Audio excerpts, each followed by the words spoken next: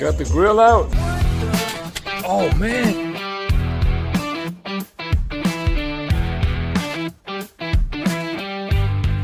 I got the C90 out. The front suspension's mushy. I've seen a few setup where they got the external shock on the outside. I'm gonna do something different. Stay tuned.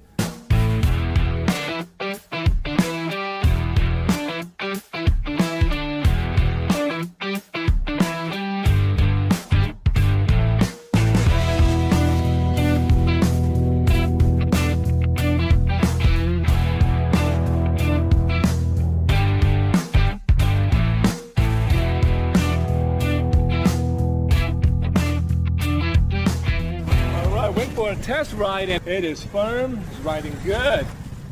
A little bit stiff, so you got to be fit.